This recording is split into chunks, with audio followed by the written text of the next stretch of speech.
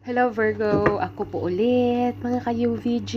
Kamusta po kayo? Ano ba yung nasisilayan ko? Bakit ganun? Ay, Diyos ko, pasilang. The Sun card at saka the Devil card. Like, are you kidding me? Parang i-restart ko yung ano. Parang, parang hindi ko i-record to Trigger ako Wait lang. Pero Virgo, maraming salamat po anyways sa mga nag-subscribe at saka sa mga nag-comment at saka sa mga nag-like. Thank you so much po. Sa mga hindi po naka-resonate, better luck next time po. Baka po energy nyo nang masagap ko. Okay po. So, tingnan natin Virgins. Sorry, late ulit ako. Para bagang hindi ko alam kung i-record ko ba ito, i-upload ko ba or something. Kasi yung nakita ko para bagang espiritu ko. Let's see. What do we have for my Virgo, please? Spirit, what do we have for our Virgos? Past, present, future po, maaaring naganap na, magaganap pa lang, or kasalukuyang nagaganap. So, just take how it's resonate po, either way. Sa tarot po, wala po tayong gender. I mean, sa energy po, energetically, wala po tayong gender. So, gender, kaya po bahala na kayo mag-switch. So, meron kang Tower card, upright, Virgins. Oh my God. Tower, very unexpected. Very unexpected what? Tell me more. What we have for my Virgos? What is the message for our Virgos? Sun, Moon, Rising, and Venus sign. Check your chart, please. Para po mas accurate tayo. Okay po. Kasi ayaw ko parang nagsalita. Unexpected what? Unexpected walking away. Let's see. Unexpected walking away on what? Please, on what? Tell me more. One card please for my Virgos. Virgo, kung nababagot ka na nagsashuffle ako, paki-fast forward na lang. Nako, dalawang bumagsak. Walking away on the Ace of Cups and the Page of Cups. Oh my goodness, really? We'll see. I think business na or what or something. Mag-walk away ka to be your own boss. Like, again. Anyways, it is what it is. It is the message. Here we go. Hermit card, ikaw to Virgo, at the bottom of the deck. So, we'll see. We will clarify each card. The Tower card, unexpected walking away. On the Ace of Cups upright. Puro sila lahat upright with the Page of Cups. May binasted ka dito, Virgo, o may babasted ka dito, or meron kang iiwan sa ere. This is new love, or maybe a reset or something, but I think you walk away. There's a potential there with the Page of Cups. Page of Cups is a crush card for me, but someone is introspecting something. Kasi inang yan. Sorry lang. Clarify the Tower card, please. Para po sa mga Virgo na hindi makaka-resonate, better luck next time po. Okay, pero pag nararamdaman nyo po na itong reading nyo, alam nyo na po ang galawan. Okay. Kaya pala meron na akong nakita kanina palang pagbuka ko palang, Virgo. Ano na tayo? Clarify the Tower card please for my Virgo. Ay na, detense ako. Sandali nga, pwede bang mag-nosy saglit lang? Queen of Wands. Sandali lang nga, babalik ako. Ako ulit, Virgo. Babalasahin ko na lang ulit. Para baga wala tayong transparency lang. Potential new love to or maybe this is like new person or new love or something, but it is Page of Cups for me.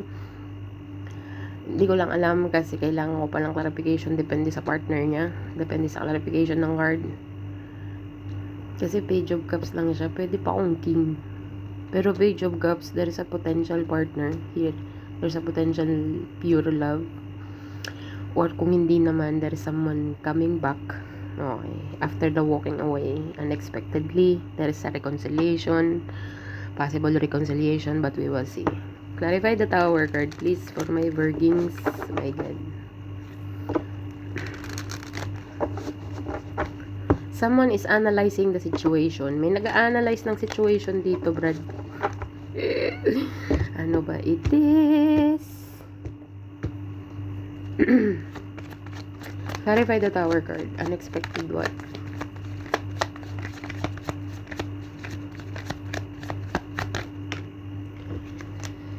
Two of Cups. Got it. Napapabuntong hininga na lang ako. Ayoko na magsalita. Sige na, tama na. Hindi ko na i-upload to.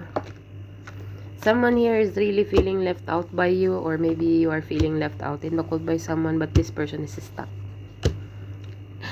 Ang masasabi ko lang sa card na to, you are irreplaceable. Hindi ka pwedeng palitan, Virgo. Hindi ka pwedeng... Sa nakita ko, stuck tong person na to, hindi siya makamove on, miss opportunity. Ang iniisip niya, the Lovers at saka the Two of Cups. Like, hell no. Meron ka ditong iiwan sa ere, or ikaw ang iniwan sa ere, but in some point, Virgo, very unexpected. It's up to you. Hindi ko alam kung naganap na, magaganap pa lang, or kasalukuyang nagaganap. But in this case, Virgo, someone is stuck on you. Hindi siya maka-move on kahit anong gawin niya, kahit anong gawin niya. Magturtumbling man siya dyan, baliktarin niya, hindi niya alam kung bakit hindi rin siya maka-move on.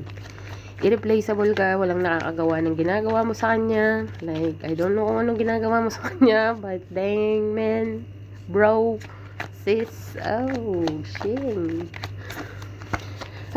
Clarify the walking away card. Four of Swords, healing card. Someone here is contemplating something, as I said. Meron tayo ditong the Hermit card at the bottom. May nag-i-introspect dito or nag-a-analyze ng situation. Kung ano nangyari. Bakit suddenly? I think if this is a reconciliation, nag-reconcile kayo and then boom. And then, parang may napipil ako dito na... Kasi ang Two of Cups, marami na itong pinagdaanan eh. Tsaka the Lovers card, decision making. Okay, unexpectedly. At saka aminado tong tao na to kung sino man yan. Okay.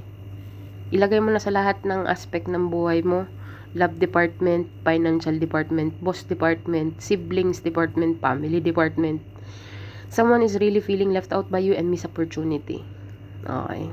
Merong malaking isda ka, Brad. Anong lasing isda, Blue Marlin? Ay, talaga naman. Hindi ko alam kung bakit ko nararamdaman tong energy na to, Virgo. Lagi mo na lang akong ginaganto. Ano pa yan? Four of Swords, healing process. Nasa healing process, nagko-contemplate siya. Prayer. Asking into the universe why. Why I cannot move on into this fucking, sorry lang working sa bibig ko, but this is who I am. Hindi ko kailangang mag-adjust, Brad. Ay. What else about the walking away and the Four of Swords? Clarify more. Four of Swords, Nine of Wands, Knight of Cups, and the Empress card. Virgo, sa nakikita ko dito, Four of Swords, Nine of Wands, ang taas ng boundary mo, ang taas ng bakod mo. Alam nitong taong na to, pag ikaw nag-set ng boundaries talaga, bagang hindi ka kayanin. Nine of Cups, men, versus Empress. How come? Mag-isip ka, Brad. Knight of Cups, i-compare mo sa Empress card. As I said, Virgo, wala po tayong gender sa energy. Lalaki ka man nanonood nito, ini-embody mo ang Empress card. Very compassionate.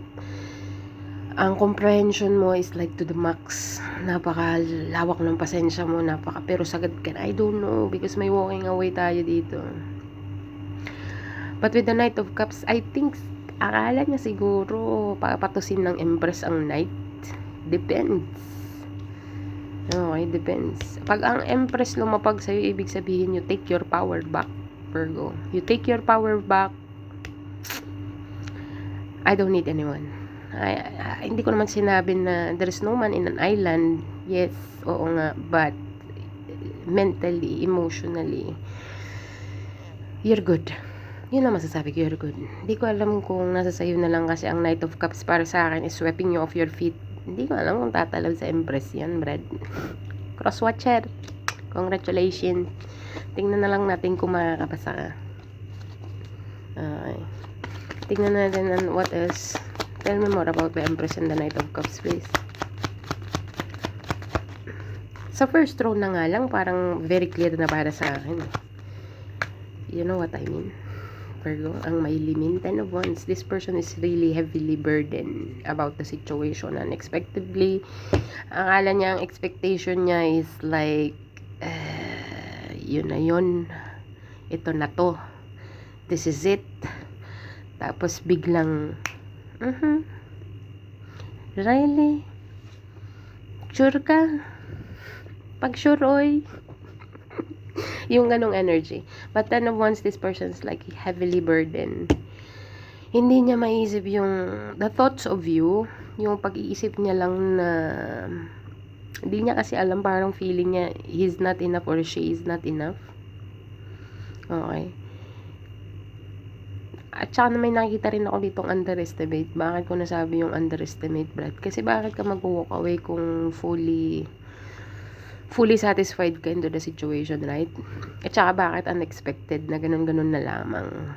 Ang Virgo may na-decipher yan na meron siyang na-feel na dissatisfaction sa situation, sa relationship or sa kahit na ano pa mang department ng buhay mo yan, Virgo. Hindi ka mag-walk away basta-basta. Okay, kung meron kang nakita na kaya pang extend yourself, you will do it. Pero pag nakita mong wala na, tagilid na, lubog na, hindi na kayang tapalan ng bulkasil. Alam mo yun, lulubog na talaga siya. Let it go na lang. Ganun na lang ang ano mo. Kasi you're on your power here with the Virgo card on the bottom of the deck. Overall energy natin. So, kung ikaw ang nag-a-analyze ng situation, you're on your power, Virgo. The ball is on your court. So, it's up to you. Okay, so pero itong tao na to, nag-i-expect siya ng everything will work out just fine. Maybe this is just a cool off, or maybe this is just, you know, Page of Wands. Naku, mga message na mga wala dito, wala doon. Day. There is a message here, Virgo. Communication is coming in, pero nakikita nitong tao na to, ang taas ng boundary mo. Hindi ka niya maabot.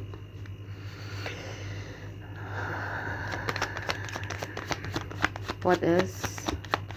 Tell me more about this Ace of Cups, please. Seven of Swords, Temperance card, at saka, lumabas na ang King, together with the Full card. Mag-i-strategize to, Virgo. Be careful na lang. Be careful na lang, kasi spot lang siya kung saan-saan. Pero ibabalansahin niya pa rin, kasi ito, strategy card to. Temperance card, at saka the Seven of Swords. Strategically moving towards you slowly with the Full card and the King of Cups. Like, dang. Bro, are you kidding me? Really? Okay, and there's a message here.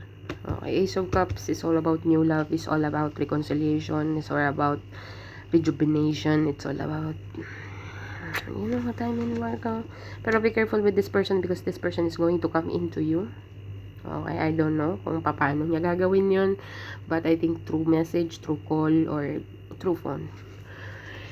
But this person is very clear. Unexpectedly mo siyang binitawan or hindi niya ina-expect or hindi niya inaasahan na bigla ka na lang, bigla na lang nang walang, hindi niya ina-expect. Hindi siya makamove on.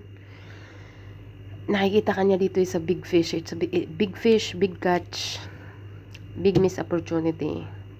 Kung hindi niya to ipaglalaban, magiging, kahit na mag-try siya ng ibang relationship, magiging miserable pa rin yung pakiramdam niya. Because walang nakakagawa ng ginagawa mo sa kanya. Hindi ko alam kung anong ginagawa mo sa kanya, Brad, pero yun lang masasabi ko sa 2 cards na to. Ang taas ng boundary mo. Nag-set ka na ng boundary mo. You are on your power. Hindi niya alam kung tatalab pa yung mga Knight of Cups niyang effect. You know what I mean? Because heavily burdened na siya. Wala na siyang discarded na may iba pang maisip. Kasi talagang Empress is like based on experience. You're on the top of your game already. expert ka na, master mo na kung sitwasyon, anong susunod na kabanata, anong susunod na sasabihin or lalabas ng mga words sa bibig niya or something. You know what I mean, Virgo? You know better. The third row, just be prepared, Virgo, because this person is hindi siya titigil. With the page of wands, hindi siya titigil. With the 7 of swords and the temperance card with the full card, hindi siya titigil, Brad. Ano pa man ang sitwasyon mo ngayon, ano pa man ang kalagayan mo, married ka man, ano pa man, sa mga Virgo na hindi makaka-resonate, better luck next time po. Hindi ko alam kung nangyari na to sa inyo, mangyayari pa lang, or kasalukuyang nangyayari, but someone here is like lurking. And hindi niya ma-accept to the fact na magkakaroon ka ng life sa ibang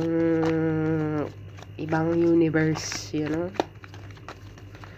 Hindi niya, ayaw niya. Hindi ko alam kung anong ginawa mo dito, Virgings. Pa-share naman ako ng mga sikreto dyan.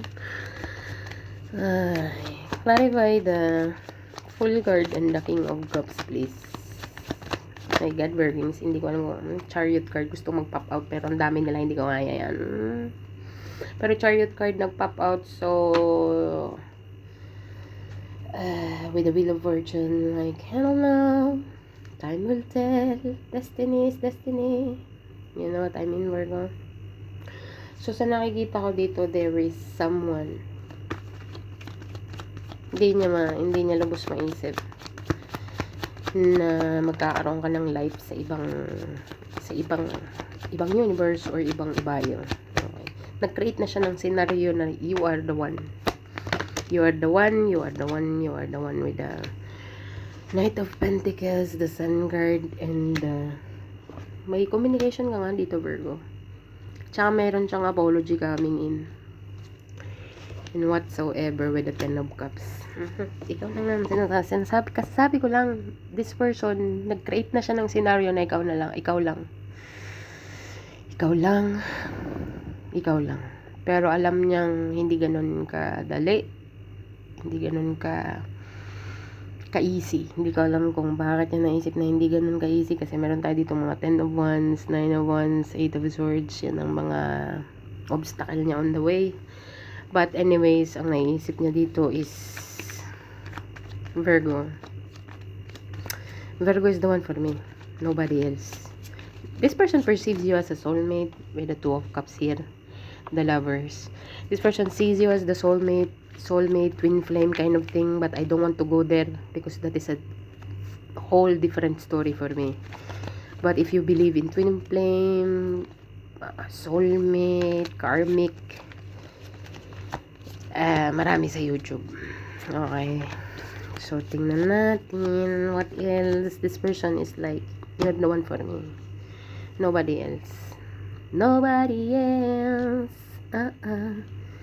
If I were you, I wanna be me. Ano nga yan? Ano yan? Paparaning na ako dito. Meron nga apology coming in, Virgo.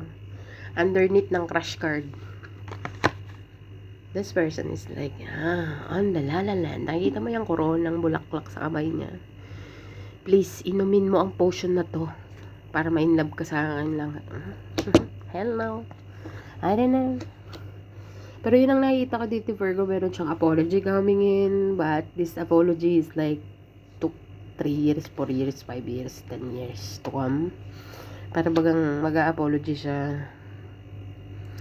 Pero dadaanin ka niya muna sa mga, alam mo yun, mga pasikot-sikot. Pero parang ang sarap sabihin, can you please, pwede bang straight to the point mo na lang, Brad, para hindi na tayo umabot ng 3 oras dito? Like, you know what I mean, Virgo? Pero you know already, you know better that this person perceives you as the one. Hindi ko alam kung nasabi niya na to sa'yo or sasabihin pa lang or nararamdaman mo na or you know what I mean. What else? This person is like high over heels towards you. Pero sa nakikita ko, marami siyang immaturity. Ang dami niyang knight, in fairness. Kaya nasabi ko, ang dami. Isa lang ang king niya, in fairness. But look at you. You're the empress here. Ang empress, damn, you need to be an emperor. Okay. But this person is like, sa nakikita ko sa spread, immature.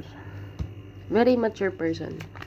Knight of Pentacles, Knight of Cups, Page of Cups, Page of Wands. Like, hello. Isa lang ang king niya. Sometimes, ang pagka King of Cups niya, actually, depende sa sitwasyon. Okay, sometimes, meron siyang King of Cups energy. Pero ang King of Cups, emotionally stable or sometimes, tinatago niya sa loob ng balat niya. Yung pagka, you know what I mean? Yung parang bagang maisip mo lang na matured siya mag-isip, pero alam mo sa sarili mo na isip bata. Like, Virgins, you know better. But Virgo, since your card is here, with the Death card, alam mo, Virgo, with the Two of Swords, Two of Swords and the Hermit card, ikaw to, Hermit. Ang Hermit card, Virgo, is introspection. Ang Hermit card is like analyzing the situation, seeking more knowledge and wisdom into the situation based on your experience. Para pag meron ka pang hinahanap, you are not content. Like, ang nakikita ko dito is like, nasasabi mo sa sarili mo na I'm not settling for any less than what I deserve. You know what I mean, Virgo? Meron kang mentality ng ganon as of now. Hindi ko alam kung nangyari na yan or mangyayari pa lang. With the Two of Swords here, this is what I want. Is this what I want? Ito ba ang gusto ko? Is this like full destination of mine? Or ito na ba ang final destination ko? Ito na ba ang magdi-define ng future ko? Or ito na ba ang magdi-define sa akin ng time? So, you are in an analyzing mode. Sinasummarize mo lahat ng situation or experience mo when it comes to this person. Hindi ko alam kung saang department tong spread na to sa'yo. Love man yan. Family or work department, it's up to you. Pero nag-a-analyze ka at the moment. Sabihin na natin in general of your life, nag-a-analyzing ka. You know better, Virgo. Yun lang ang masasabi ko. Sana naman na-gets. Para po sa mga Virgong hindi makaka-resonate, better luck next time po mga Virgings. I'm sorry. This is general. Okay, so, we'll see. Tingnan natin kung ano magiging advice. Yun ang masasabi ko, Virgo. Merong hindi makamove on sa'yo. Ayaw niyang magkaroon ng miss opportunity when it comes to you. You are a big catch. You are a big fish here. Yun ang nakikita ko. Malaking blue marlin. Ano nga yung ano? Malaking isda, bread na ano. Sarap. Gutom. Hindi ka niya, incomparable ka. Incomparable, unforget. Nag-try siya actually, here. Pero stuck siya sa'yo. Bakit ko nasabing nag-try siya? Lahat dito ng trinay niya, stuck siya sa'yo. Hindi siya makamove on. It's not the same. Like, what in the world? It's not the same. I need to fucking go back there. Okay. Hindi ko alam kung siyang first nag-left sa'yo with the Tower card and the Eight of Cups. But someone here is really feeling left out in the cold by you and this person cannot move on. Like, totally. Okay. Cannot. Hindi ko alam kung sasabihin niya sa'yo yan or, I don't know, i-confess niya sa'yo yan or malalaman mo or, I don't know. Basta magkakaroon ka ng confirmation regarding dyan sa pinagdadaanan niya, Ray. Give me some advice card for my Virgo, please. Advice card. Advice card. The energy is gaining momentum, Virgo. A time to give rather than to take. Baka itong taong to is like taker or whatsoever, energetically, financially, emotionally, physically, I don't know, basta may taker dito. Take. Okay. So, ayan, lumabas ang card na time to give rather than to take. And your hard work is paying off. Definitely, Virgo. Kung ano man ang hard work na ginawa mo sa relationship na to, or sa work mo, career, family, it will be paid off, Virgo. Okay, so, kung sino man ang mga nagdamot sa'yo, it's time for them to give to you. Sa ayaw at sa gusto nila, sisipain sila ng universe sa puwet. Okay. A personal issues reaches resolution. So, Virgo, it's coming. Prepare yourself. Be calm. Just be you, you know. Bibigyan kita ng angel message number, Virgings. Let's see. Angel message for my Virgo, please. Angel message number for my Virgos. Bahala ka na, Virgo, kung saan ka lalapag dyan. Okay. Para po sa mga Virgo na hindi makaka-resonate, better luck next time po. Angel message number for my Virgo. Ang bilis. 9. 4, 9. Ano ko lang ba? Anong doble? 4, 9. Give me one more.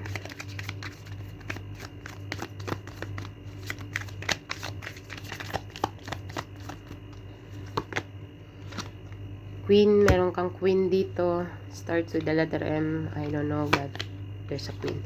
4, 9, 10 Virgo. Google mo yan siya. Angel message number 4, 9, 10. Yeah, so, yes, Virgo, bahala ka na mag-decipher kung saan ka lalabag dyan. This is what I have for you. Thank you for being here, Virgo. Thank you for being here. Thank you for watching, and bye for now.